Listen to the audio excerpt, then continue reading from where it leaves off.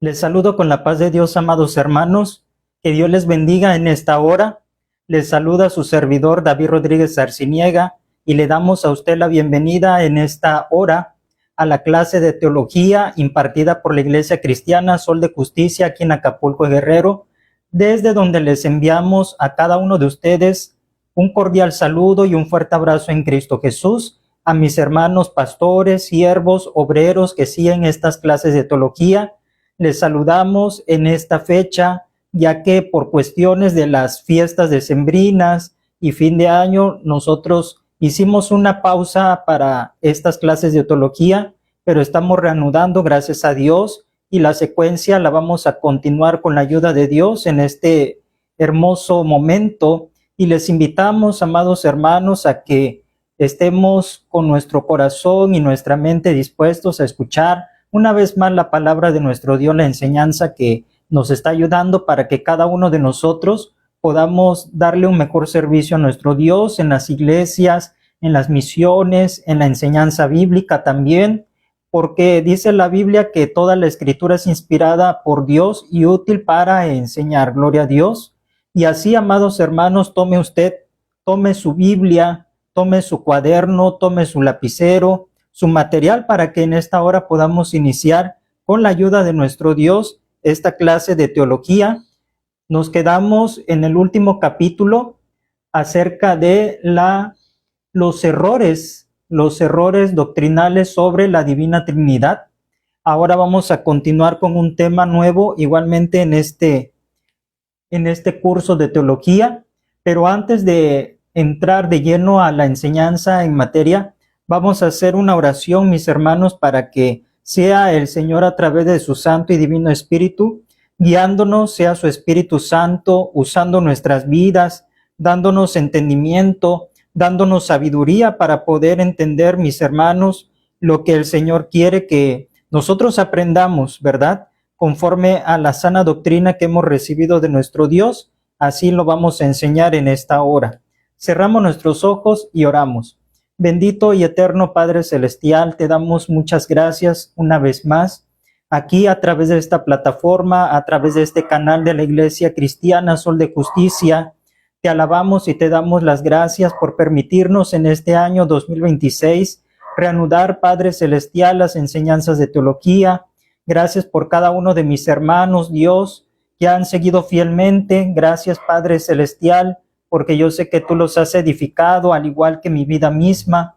Gracias porque yo sé, Padre, que seguirás haciéndonos fructificar en el ministerio de la enseñanza, de la predicación, a cada uno de los que te servimos en las diferentes áreas, lugares donde nos encontramos, Padre eterno. Y te damos gracias, Señor, por cada uno de mis hermanos que están estudiando, que están tomando, Padre, esta enseñanza juntamente con nosotros. Te pedimos que vengas a saciar el alma hambrienta, el espíritu sediento de ti, poderoso Dios, de conocer, de escudriñar tu palabra, que sea tu santo y divino Espíritu nuestro Maestro, guiándonos a toda verdad, que podamos entender tu palabra, que podamos descubrir, Padre Celestial, las cosas que tú nos quieres enseñar y la podamos poner todo y cada una, Señor, de estas enseñanzas por obra. Te suplicamos, eterno Padre, que tú seas bendiciendo mi vida, que me uses como canal de bendición para cada uno de mis hermanos. Yo te ruego, Padre Celestial, que me des entendimiento y que asimismo, Padre, pueda transmitir el conocimiento a cada uno de los que están allí conectados, Dios Todopoderoso, sabiendo, Padre eterno, que tú harás más de lo que no te he alcanzado a pedir. Te doy muchas gracias y me deposito y abandono mi vida en tus manos. Por Cristo Jesús, nuestro amado Señor y Salvador. Amén. Amén. Gloria al Señor. Bien, amados hermanos, vamos a entrar en materia. Vamos en esta hora a tomar las Sagradas Escrituras y lo vamos a hacer en el Evangelio de nuestro Señor Jesucristo según San Mateo.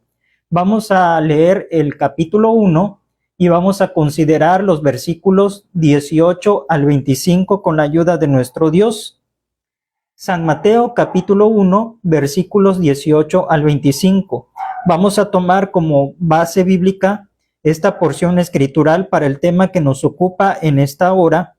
Tome usted nota, por favor, mi hermano, porque probablemente se nos dificulte leer en el momento todas las citas bíblicas, pero si usted las anota, las podrá leer posteriormente en casa y de esta manera quede reafirmado el conocimiento de lo que vamos nosotros a aprender con la ayuda de Dios.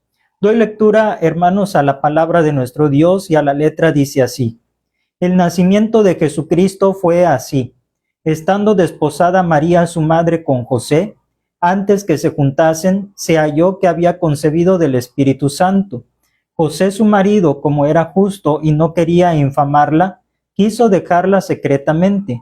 Y pensando él en esto, he aquí un ángel del Señor le apareció en sueños y le dijo, José, hijo de David, no temas recibir a María tu mujer, porque lo que en ella es engendrado del Espíritu Santo es, y dará a luz un hijo y llamará su nombre Jesús, porque él salvará a su pueblo de sus pecados.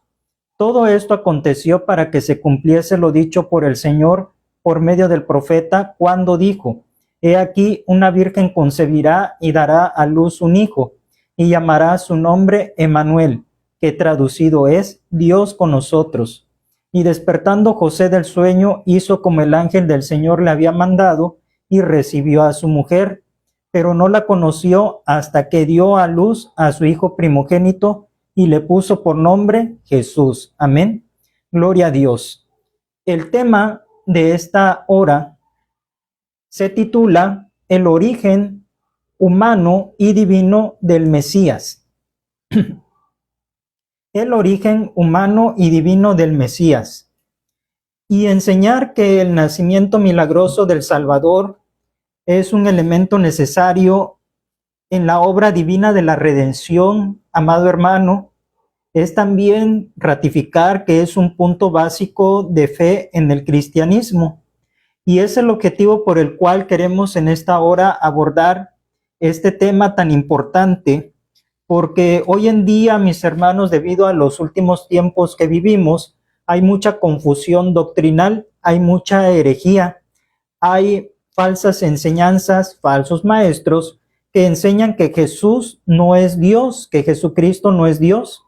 Pero la Escritura nos muestra que es necesario entender cómo fue que nació el Señor Jesús en esta tierra, que fue un nacimiento milagroso y que aparte de esto tiene que ver con nuestra obra divina en la redención del hombre. Apenas acabamos de pasar estas fiestas de Navidad, donde recordamos el acontecimiento glorioso que el Hijo de Dios se humanizó, se hizo carne para habitar entre nosotros y de esta manera dar su vida, porque Él nació para morir y Él es nuestro Dios y es nuestro Salvador, como leímos en la palabra. Le fue puesto por nombre Jesús, porque en su nombre llevaba la misión o el cometido. Dice la Biblia, porque Él salvará a su pueblo de sus pecados. Así que creer en el Señor Jesús es una base sólida, arraigada, importante, es parte importante de nuestra fe, porque se basa en la obra de nuestro Señor Jesucristo, en su vida terrenal, en lo que Él vino a hacer, nuestra fe. Por eso nos llamamos cristianos, porque venimos nosotros ¿de qué? De las enseñanzas de Cristo. Fuimos comprados con la sangre de Cristo, del que murió en la cruz del Calvario. Y es por esto, hermanos, que se hace necesario estudiar el origen humano y divino del Mesías, porque esto cabe aclararlo, hermanos, que en Jesús había dos naturalezas, la humana y la divina, y nunca se desprendió la una de la otra.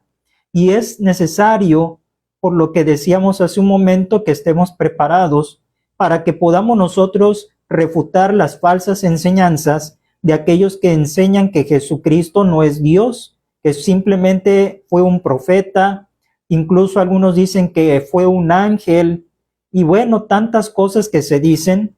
Otros desvirtúan totalmente su humanidad y lo subajan demasiado, mis hermanos, pero se trata de mantener el equilibrio que la Biblia nos enseña sobre la persona de Jesús, porque no debemos olvidar, Él fue 100% Dios, pero también 100% hombre.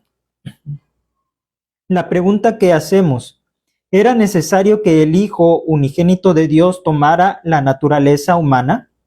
¿Usted cree que se hizo necesario? ¿Qué importancia tiene que el Mesías fuera hombre?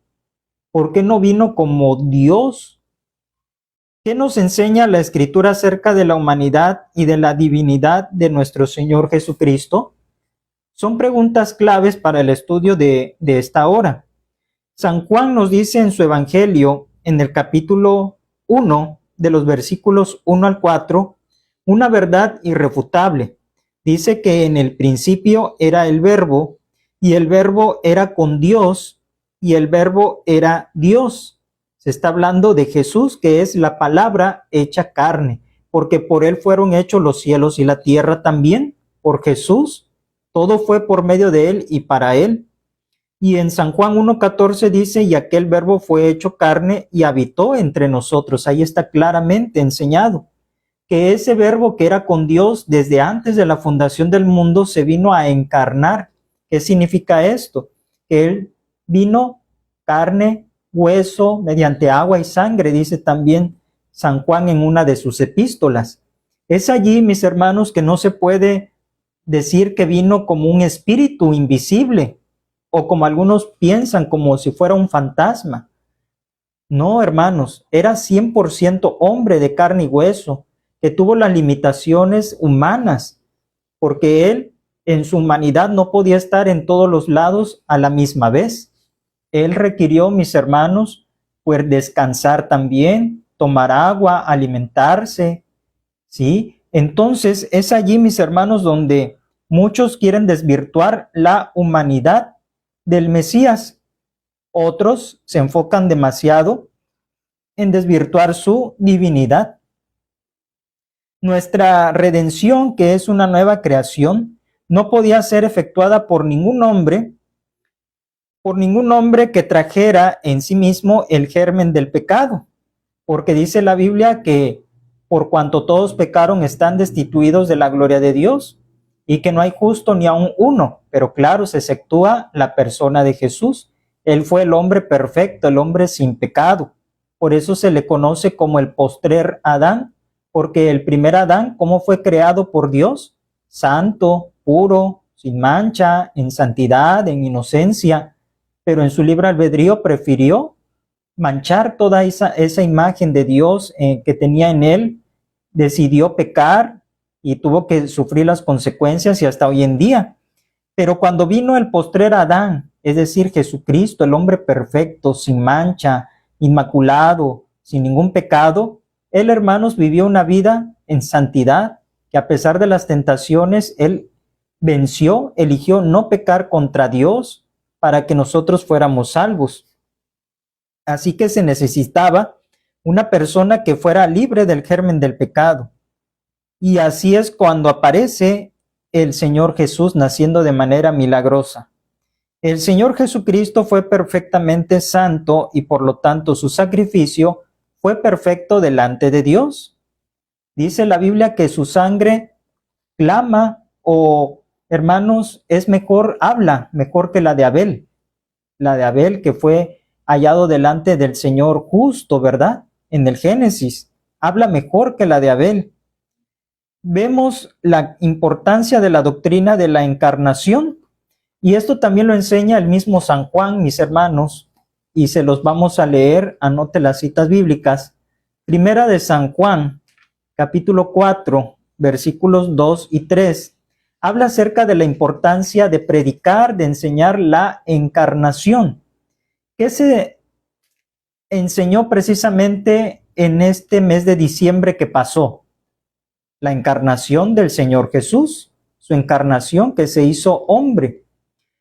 Y hay muchos que están en contra del tema de la Navidad, hay muchos que dicen que no es bíblico celebrarla, que es del paganismo, en fin, tantas cosas se dicen.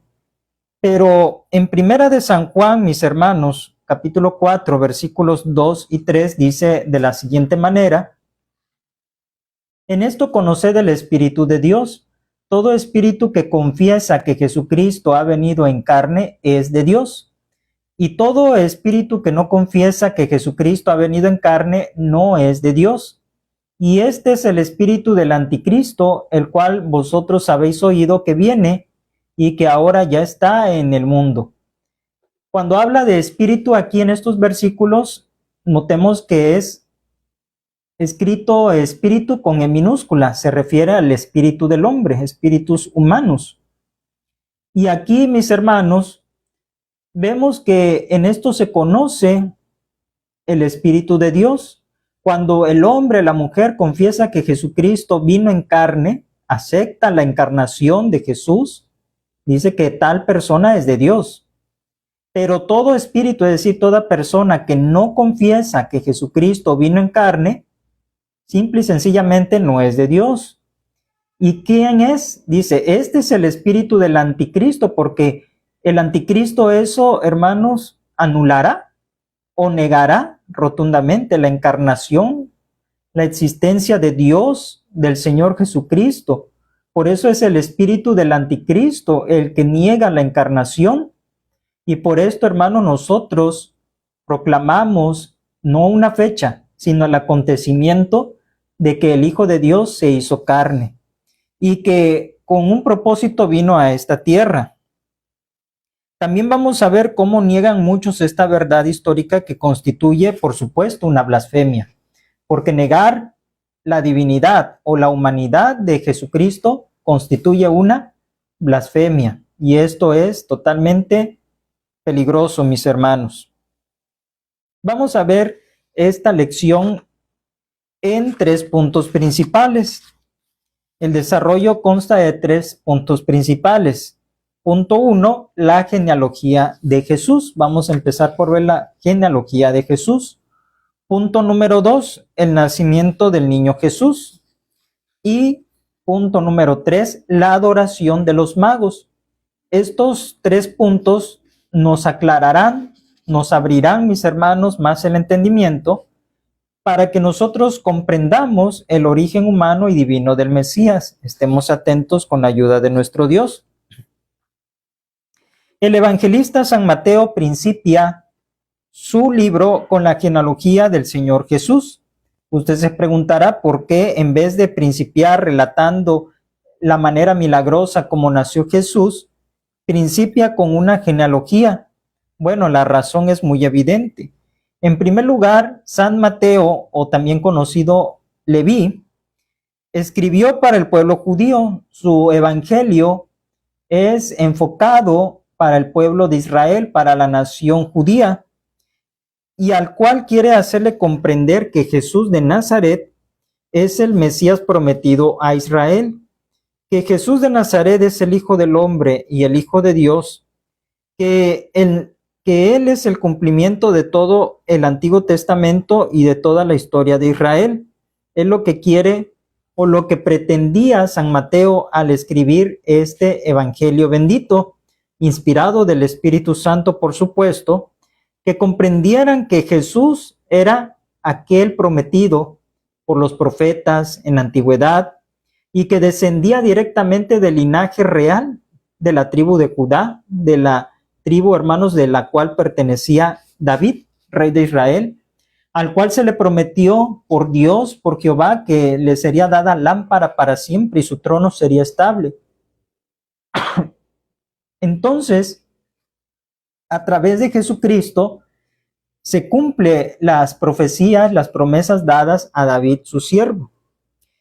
También dentro de esta genealogía de Jesús, observamos que persigue un fin San Mateo, y es poner en evidencia la relación íntima y viviente de los dos pactos, porque Antiguo Testamento no se puede comprender sin el Nuevo, y viceversa, el Nuevo Testamento no se puede comprender sin el Antiguo Testamento. Es por esto que se hace necesario unir los dos testamentos para poder entender, mis hermanos, perfectamente el plan de redención trazado desde tiempos antiguos.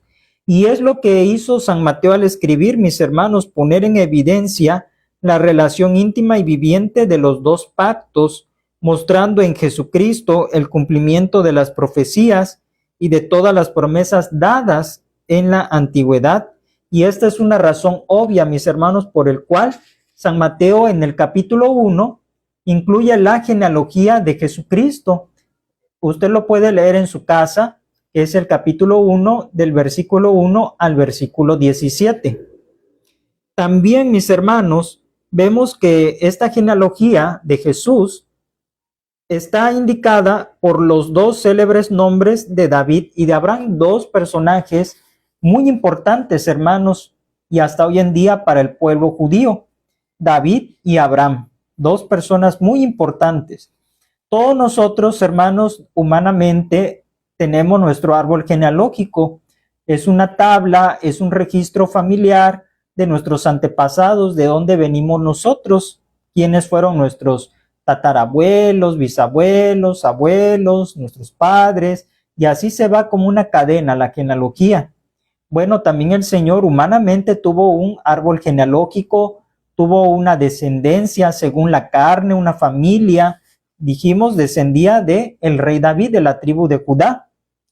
Y también decíamos que se mencionan dos nombres importantes. ¿Por qué se menciona aquí el nombre de David? Porque dice, libro de la genealogía de Jesucristo, hijo de David, hijo de Abraham. Esto lo dice en San Mateo 1:1.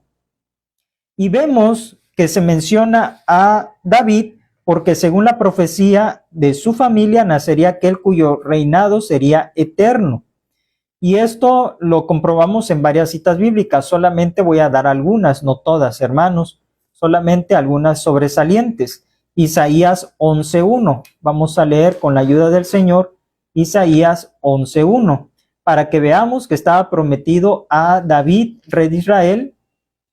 Dice la palabra, saldrá una vara del tronco de Isaí y un vástago retoñará de sus raíces. ¿De quién se habla aquí? De Jesús. Se está hablando del Señor Jesús, que saldría una vara del tronco de Isaí, hablando de la familia de Isaí. Isaí fue padre de David. Así que, hermanos, ahí vemos una profecía.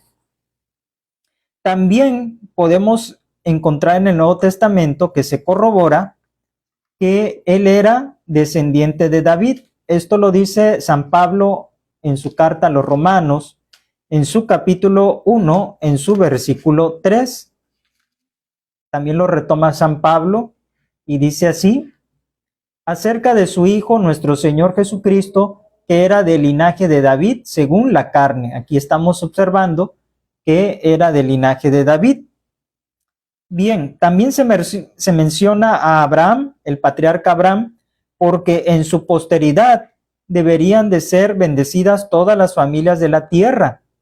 Promesa que solamente tiene sentido y fiel cumplimiento en la persona de Jesucristo. Dice en Génesis capítulo 12, versículo 3, retrocediendo al Antiguo Testamento, bendeciré a los que te bendijeren y a los que te maldijeren maldeciré, y serán benditas en ti todas las familias de la tierra. ¿Y cómo podía ser esto posible? Mediante Jesucristo que vino en carne, mis hermanos. Porque Abraham y todos los patriarcas murieron. Abraham, Isaac, Jacob, que engendró a 12 príncipes, los reyes de Israel, todos fueron muriendo. David murió, todos fueron sepultados. Pero ¿cómo iban ellos a ser, hermanos, según la palabra del Señor, bendecidos? Las naciones, no nada más Israel. ¿Cómo iban a ser benditas en Abraham todas las familias de la tierra? A través de la simiente santa, a través de Jesús de Nazaret. Y por esto nosotros también alcanzamos la salvación y la bendición, gloria a Dios. También en esta genealogía vemos el plan divino de la redención.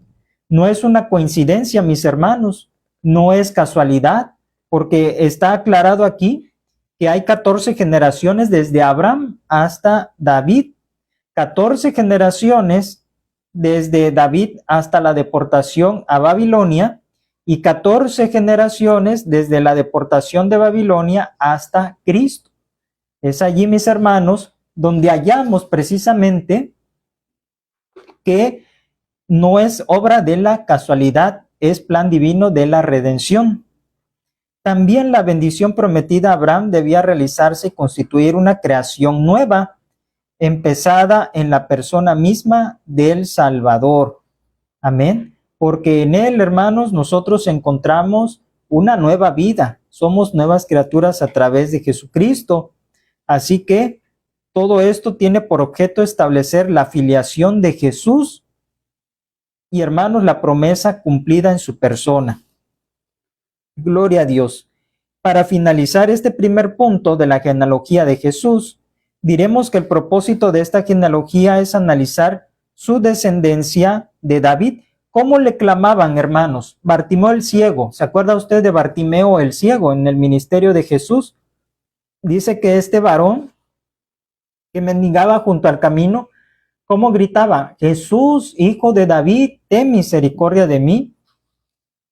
Entonces es allí donde era conocido como hijo de David, así lo conocían. Sí, gloria al Señor. Y también cuando la multitud clamaba y alababa, que decía, bendito el que viene en el nombre del Señor, hosana al hijo de David. Es allí, mis hermanos, que la misma gente reconocía que venía, ¿verdad?, del linaje, de la descendencia del rey David. Y para nosotros esto cobra mucha relevancia también. Por esto, mis hermanos, también en Apocalipsis dice, el león de la tribu de Judá ha vencido para abrir el rollo, desatar sus sellos. Lo dice también aquí en Apocalipsis capítulo 5, versículo 5.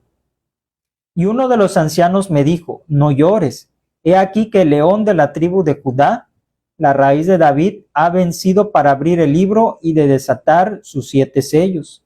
Es aquí, mis hermanos, donde estamos observando que precisamente el hijo de David, que es Jesucristo, es digno y fue exaltado hasta lo sumo. Es necesario observar también, mis hermanos, el nacimiento sobrenatural, porque no intervino hombre, no intervino José para fecundar, hermanos, en María. No intervino ni siquiera la misma María, como dijimos y predicamos en este tiempo de diciembre. Únicamente prestó su vientre para albergar al Hijo de Dios, para que se formara dentro de ella. Pero ¿de quién era? Del Espíritu Santo, como se lo dijo en sueños a José el ángel. No temas en recibir a María tu mujer, porque lo que en ella es engendrado del Espíritu Santo es, porque el Espíritu Santo le hizo sombra a María y quedó ella embarazada. No intervino ni José, ni María, ni sus genes. Por eso también mencionábamos en un momento, se requería de alguien, hermanos, que no tuviera esos genes, ¿verdad?, de pecado, y solamente Jesucristo, porque él fue preservado en el vientre de María de recibir la naturaleza caída o pecaminosa que todo ser humano, hermanos, tiene cuando nace. Así que, mis hermanos, él fue preservado puro y sin mancha. Gloria a Dios. Bien, hermanos, vamos al segundo punto. Ahora, el nacimiento del niño Jesús, ¿cómo ocurrió, mis hermanos? Es un acontecimiento muy hermoso, el cual en la Navidad nosotros estuvimos dando temas, probablemente en su iglesia también se dieron temas al respecto. Dice en San Mateo 1:23, he aquí, una virgen concebirá y dará a luz un hijo, y llamará su nombre Emmanuel, que traducido es Dios con nosotros. Aquí se está haciendo la referencia a una profecía antigua, la cual está en Isaías capítulo 7, versículo 14. Se hablaba de una doncella que iba a dar a luz un hijo y llamaría su nombre Emmanuel, que traducido es Dios con nosotros. Es decir, el mismo Dios hecho carne habitó entre nosotros. Adoptó, hermano, nuestra naturaleza y participó de lo mismo, de las debilidades de nosotros, pero sin pecado. Y esto es lo que nos dice la Biblia. La divinidad de nuestro Señor Jesucristo, por lo tanto, es innegable. El Señor Jesús fue siempre divino por naturaleza. Cuando vino a encarnarse en el vientre de María, no se despojó, hermanos, de su divinidad. Siempre estuvo en él.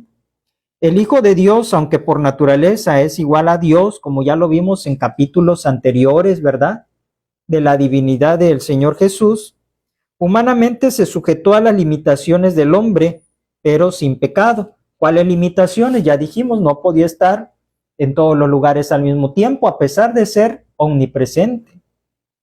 Él, hermanos, tenía que tomar agua, él tenía que comer. La Biblia nos habla que él comía, que él tenía sed, que él se cansaba, que él dormía, que él también se sintió angustiado hasta la muerte. Fueron tantas cosas que en su humanidad, mis hermanos, sufrió, porque era como usted y como yo, sufrió las traiciones, los desprecios. Dice la Biblia que él es varón de dolores, experimentado en quebranto. Algunos dicen, no, Jesús no sufrió en la cruz, porque como él es Dios, no sufrió en realidad. Pero esto es mentira, hermanos, él sufrió en carne propia. Cómo fue lacerado, abofeteado, le daban puñetazos, lo injuriaban, lo obligaron a cargar una pesada cruz, le dieron con los látigos, hermano. Por esto Jesús, 100% hombre, padeció, hermanos, según la carne, cosa que nos correspondía a nosotros padecer, pero él por amor, hermanos, entregó su vida por usted y por mí. Es por esto que no podemos negar tampoco su divinidad, mis hermanos. Uno de los malhechores le injuriaba y le decía, si eres hijo de Dios, bájate de la cruz y sálvate a ti mismo y sálvanos a nosotros también. Pero ¿por qué no se bajó de la cruz? Él lo podía hacer en su divinidad. Pero ¿qué pasó? Por amor a usted y a mí, no bajó de la cruz para que fuera consumada la obra de redención, porque de otra manera no tendríamos nosotros ¿qué? Salvación, estuviéramos destinados al infierno de fuego. Es por esto, mis hermanos, que debemos de alabar a Dios, que debemos de glorificar, que debemos de valorar el sacrificio del Señor Jesús en la cruz, porque Él padeció, hermanos, y esto en la semana de la pasión de nuestro Señor Jesucristo se hace referencia. El Señor quiso padecer todas las cosas en carne propia, sin ningún sedante, sin ninguna droga para no sentir. Por esto, mis hermanos, Él es realmente Hijo de Dios, hombre y divino también. Gloria a Dios. También en el huerto del Getsemaní, cuando San Pedro lo quiso defender, y que le dijo, no puedo yo orar a mi Padre y pedirle que me envíe una legión de ángeles para que lo libraran, pero pues cómo se cumplirían las escrituras si el Señor pues oraba y le pedía al Padre que esa legión de ángeles lo defendiera. Volvemos a lo mismo, no tendríamos salvación. Es por esto, mis hermanos, que nosotros vemos que Él fue sin pecado. Dice, el cual no se halló engaño en su boca, dice la Escritura. Al tomar sobre sí la naturaleza de hombre, se transformó en siervo de hombre y finalmente murió en la cruz para redimir a la humanidad. Lo vemos allí, hermanos, lavando los pies de los discípulos. Lo vemos, hermanos, que Él dijo, yo soy manso y humilde de corazón, porque el Hijo del Hombre no vino para ser servido, sino para servir y dar su vida en rescate por muchos. El Hijo del Hombre nos puso el ejemplo, hermanos, de lo que es una humildad verdadera y no una falsa humildad. El verdadero Dios y el verdadero hombre, hermanos, tomó forma de siervo, dio su vida por ti, por mí. Cuando el Señor se refiere a sí mismo como el Hijo del Hombre, está designado como participante de la naturaleza y cualidades humanas, y que está sujeto a las fragilidades del hombre, pero al mismo tiempo tiene título como indicación de su deidad. Porque también habla San Lucas 19:10, porque el Hijo del Hombre vino a buscar y a salvar lo que se había perdido. Él mismo se hacía llamar el Hijo del Hombre. ¿Para qué? Para demostrar, mis hermanos, su verdadera humanidad, que no era fantasma, que no era un espíritu, era, hermanos, un hombre de carne y hueso, sangre también, hermanos, corría por sus venas y es la que se derramó en la cruz. Es por esto que también se le da el título Hijo del Hombre, Hijo de David y también Hijo de Dios. Esos tres títulos son importantes. Gloria a Dios. Así que, mis hermanos, vemos aquí la verdad del nacimiento virginal de Jesús, que se basa en nuestra doctrina cristiana. Como leíamos en San Juan 1:14, dice la palabra de nuestro Dios, Hermanos, vamos a leer San Juan 1:14. Vaya anotando, hermanos, las citas que son importantes también para refutar cualquier otra doctrina, cualquier otra herejía, y que de esta manera tengamos bases, mis hermanos. Y aquel Verbo fue hecho carne y habitó entre nosotros, y vimos su gloria, gloria como del unigénito del Padre, lleno de gracia y de verdad. San Juan testifica, hermanos, también dice él, nosotros que comimos y bebimos con él y le vimos resucitado. Es allí, hermanos, donde ellos no niegan, no negaron nunca a los apóstoles que Jesucristo vino en carne ciertamente. Dice, y aquel Verbo fue hecho carne, porque, pues, hermanos, se humanizó para podernos entender, para entender nuestras debilidades, para sufrir, hermanos, lo que nosotros sufrimos aquí en esta vida, en esta tierra, pero Él con propósito lo hizo. Y luego dice, vimos su gloria, gloria como del unigénito del Padre, también vino en gloria, lo cual, hermanos, habla también de su divinidad, porque Él estaba en la gloria antes que el mundo fuese, como oró también allí en el capítulo 17 de San Juan, con aquella gloria que tuve, dice el Señor, desde antes de la fundación del mundo. Es allí, mis hermanos, que no se puede negar su divinidad ni su humanidad. El Señor Jesús fue impecable. ¿Qué quiere decir, hermanos? Que no hubo tacha en Él, no hubo ninguna cosa que pudieran recriminarle. El Señor Jesús dijo, ¿quién de vosotros me redarguye de pecado? Es decir, ¿quién lo podía señalar? ¿Quién lo podía acusar de un pecado? Nadie podía acusarlo de pecado, hermanos, de decir que anduviera en fornicación o en algún pecado, o que dijera mentiras o cualquier otro pecado. Nadie podía señalarle. Por eso tuvieron que fabricar mentiras para poderlo llevar a la muerte, porque de otra manera nunca lo hubieran conseguido. Verlo hacer pecado o alguna falta en alguna palabra, hermanos. Por eso el Señor tuvo una impecabilidad. La cualidad de toda la vida de Jesús está en consonancia con la manera de su nacimiento. Aquel que vino al mundo por nacimiento virginal vivió una vida impecable y perfecta, siendo este un milagro tan grande como aquel que nació, hermanos, vivió y dejó este mundo de manera milagrosa. ¿Nació de manera milagrosa? Sí, porque cuando se había visto que una doncella tuviera un hijo sin intervenir varón, sin intervenir ella, ¿cuándo? Nunca, ni después de Cristo ha habido otro nacimiento virginal. ¿Vivió milagrosamente? Sí. ¿Quién de los hombres desde Adán hasta estos días ha vivido una vida impecable, intachable? ¿Quién? Nadie, hermanos, nadie. Todos tenemos fallas, multitud de errores, ¿sí? Pecados. Por lo tanto, solamente Cristo vivió de manera milagrosa, venciendo toda tentación, insinuaciones al pecado, porque también Él fue tentado, dice la Biblia. No crea que nada más usted o yo somos tentados con cosas de esta vida. Jesús también, hermanos, en su humanidad fue tentado, pero venció. Por esto es el hombre perfecto, el blanco perfecto al cual imitar, mis hermanos.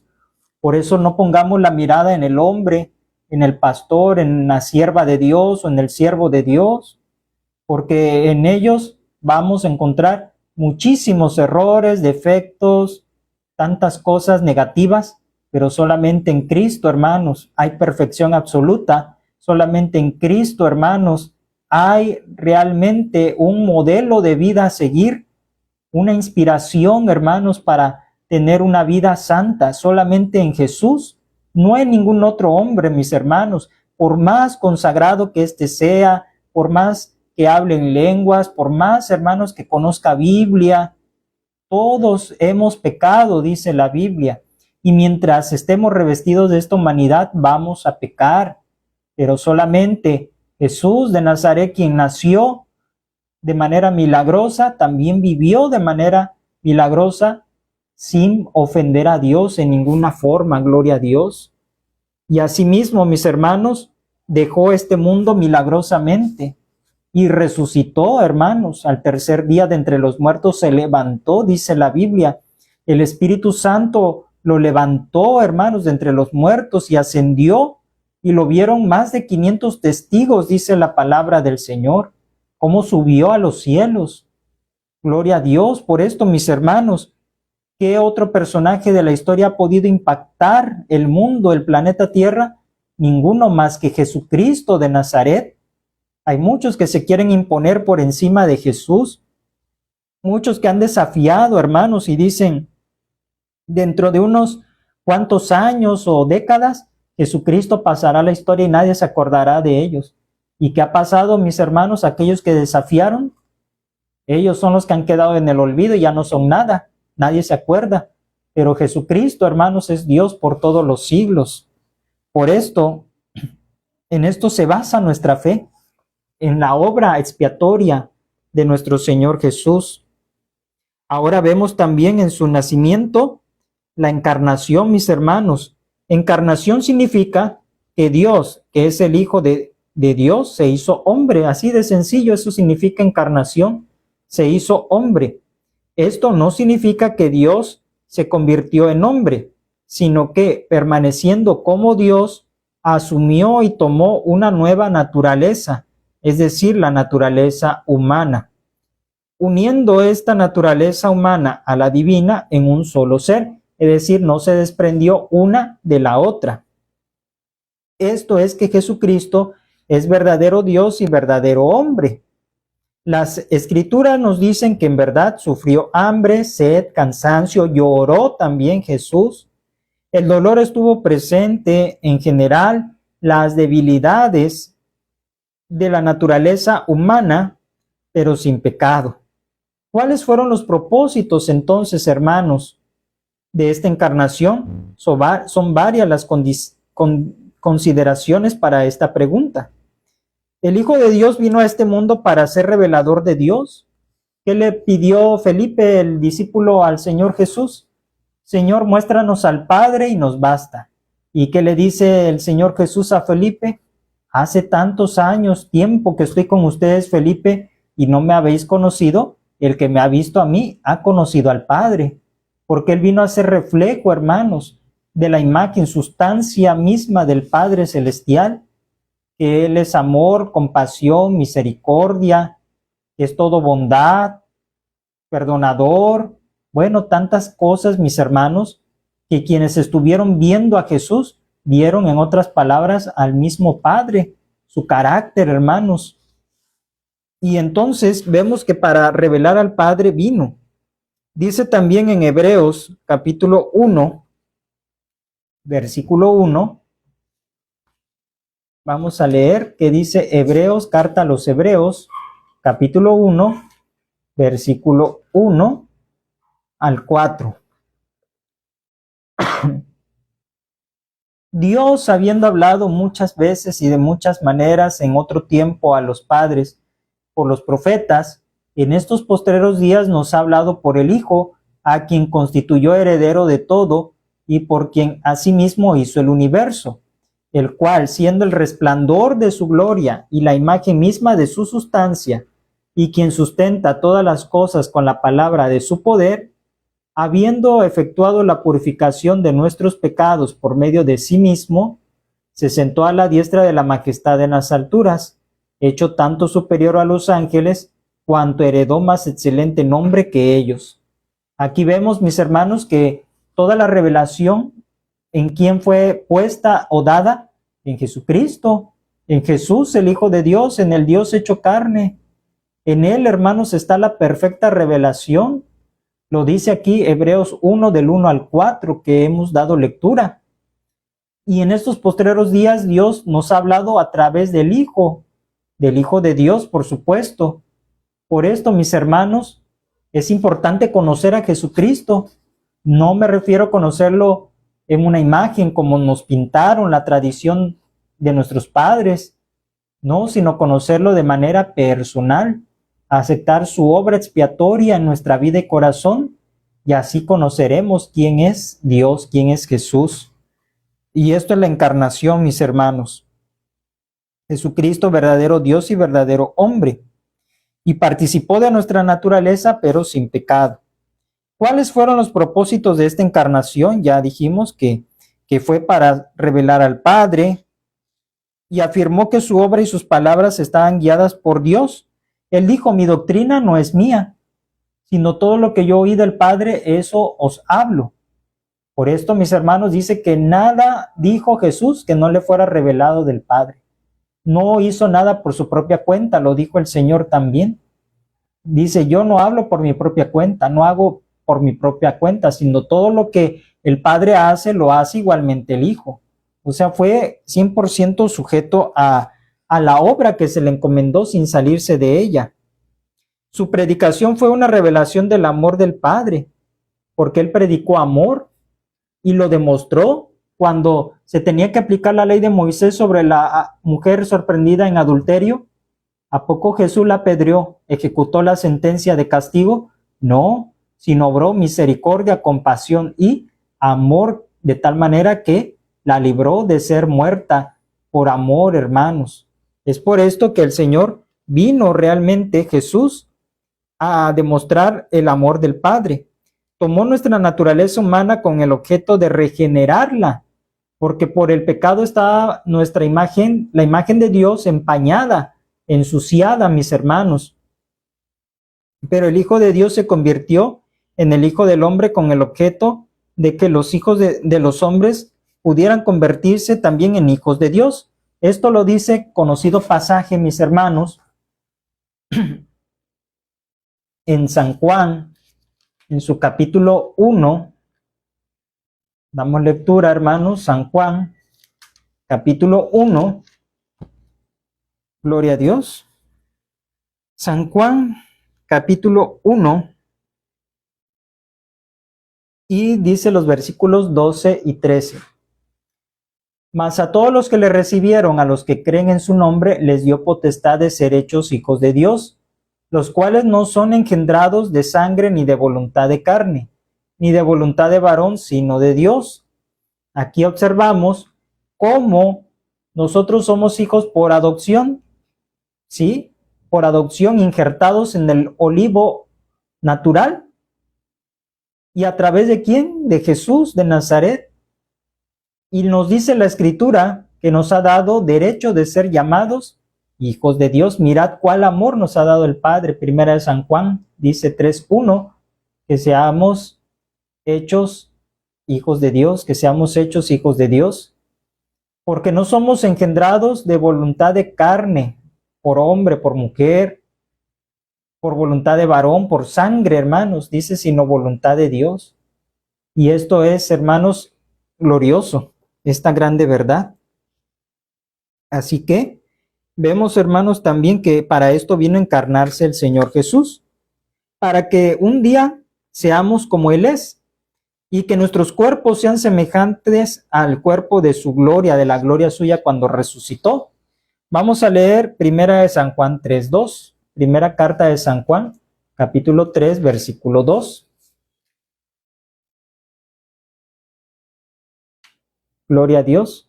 Primera de San Juan, capítulo 3, versículo 2. Dice, amados, ahora somos hijos de Dios, y aún no se ha manifestado lo que hemos de ser, pero sabemos que cuando Él se manifieste, seremos semejantes a Él, porque le veremos tal como Él es. Dice la palabra que sangre y carne no heredará el reino de Dios. Tenemos, hermanos, que ser purificados, lavados, santificados. Y todavía no se manifiesta lo que hemos de ser, hermanos, pero dice que cuando se manifieste, cuando Cristo venga por nosotros, seremos semejantes a Él, porque le veremos tal como Él es. Veremos al que dio su vida.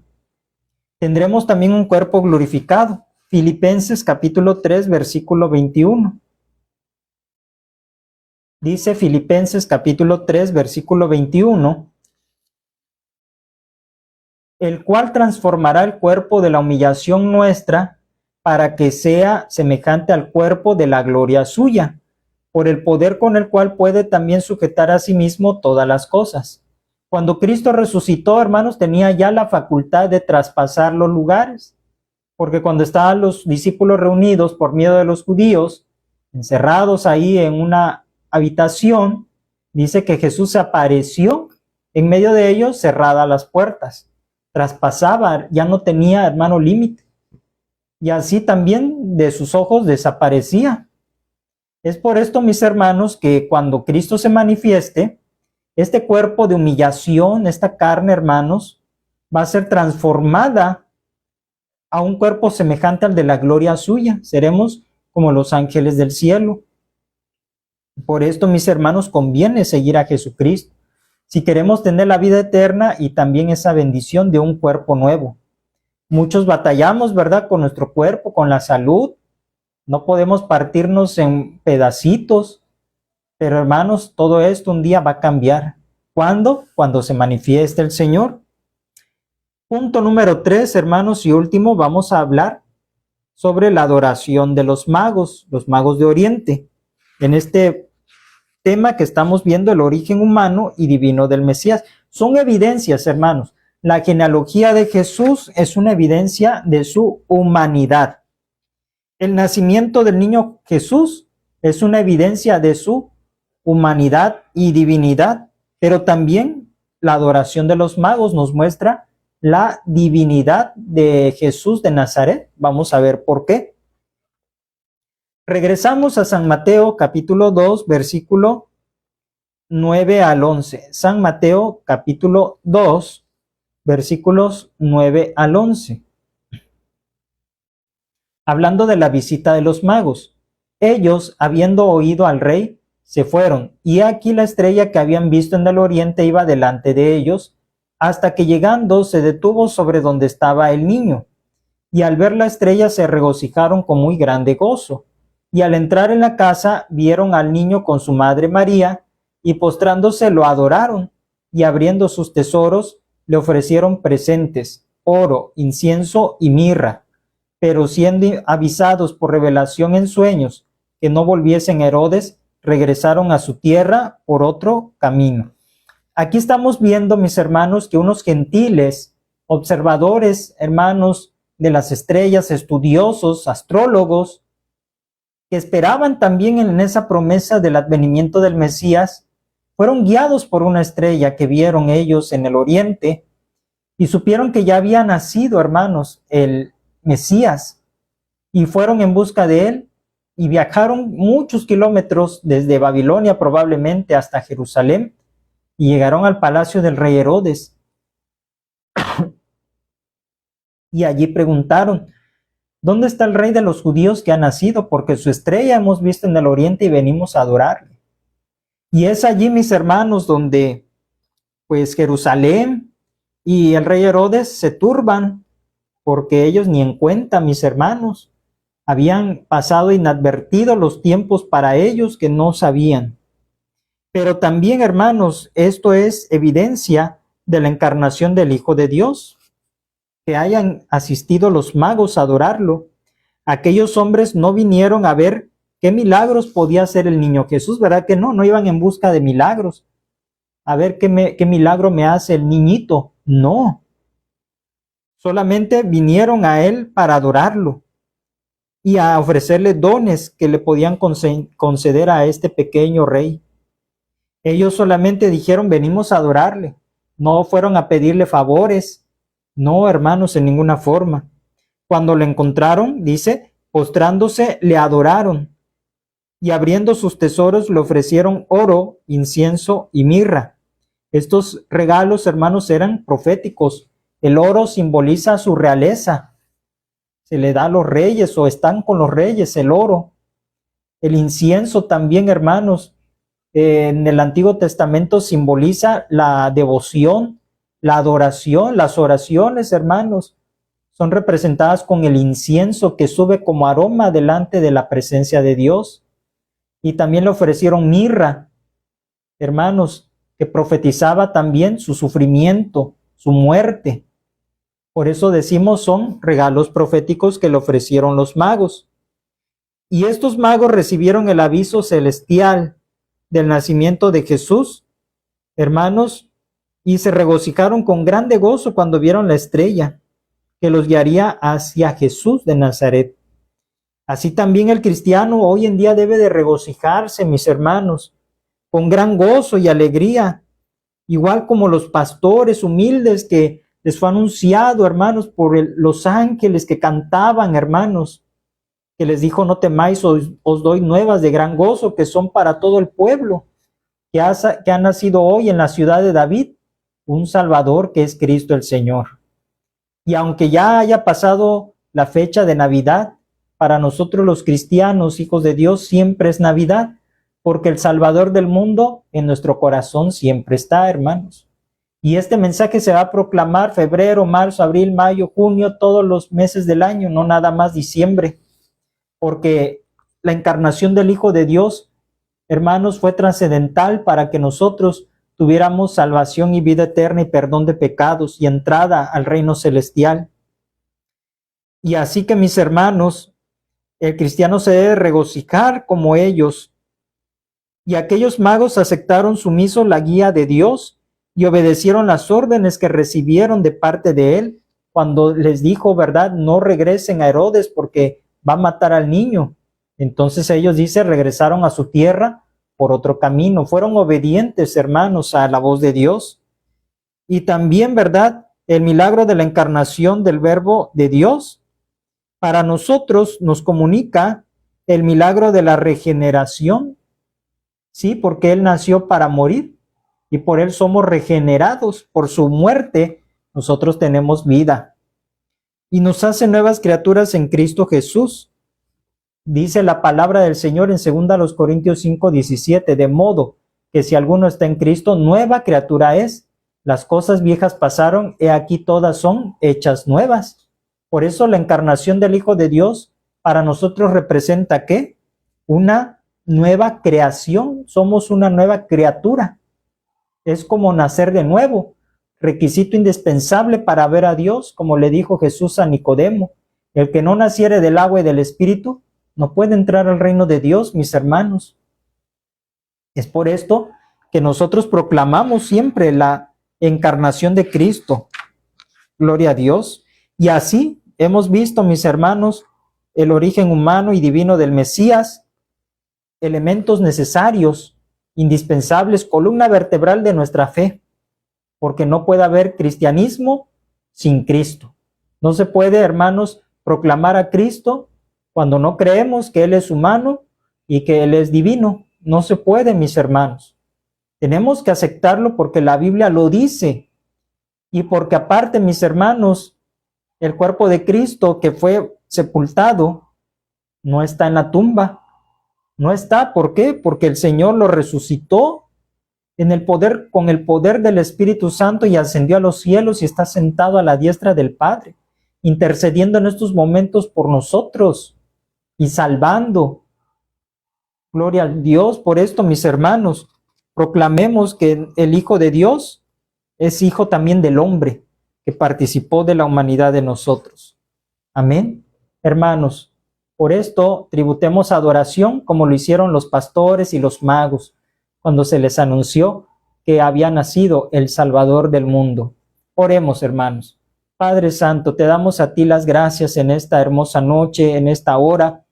Padre, porque hemos comprendido, Señor, una vez más y entendido por la santa palabra, que nuestro Dios, que el Redentor, Padre, vino mediante agua y sangre, dice tu palabra, se encarnó por amor de nosotros, Señor, para salvarnos, para participar de nuestras debilidades, pero sin pecado, Dios, y pudo llevar en nosotros, cargar en Él todo el peso del pecado, Señor, que nos condenaba. El acta de decreto, Señor, que nos era contraria, la clavó en la cruz del Calvario y exhibió a los principados y potestades, triunfando sobre ellos. Te bendecimos, Padre Santo, y te damos la gloria, te damos la honra, el reconocimiento al Dios que se hizo carne, que se hizo hombre.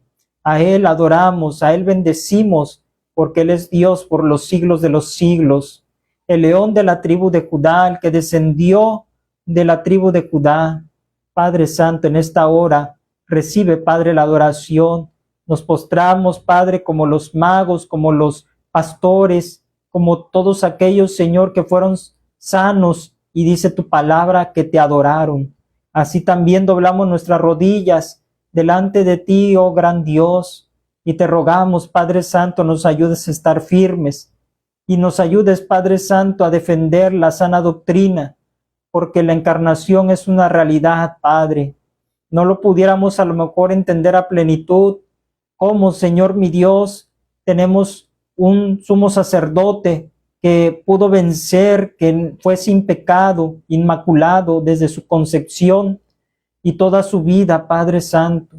Pero aquí estamos con debilidades, con prueba, con lucha. Señor, límpianos, Padre, y haznos nuevas criaturas cada día.